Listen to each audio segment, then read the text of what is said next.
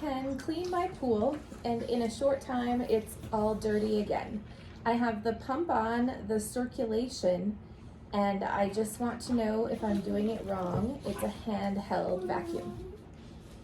I'm assuming if it's on circulation, maybe that means there's a multi-port that's on recirculate, thinking that means circulation, but recirculate means bypass the filter and take the water from the pool and return it directly to the pool. So if that's the case, you do need to vacuum on filter.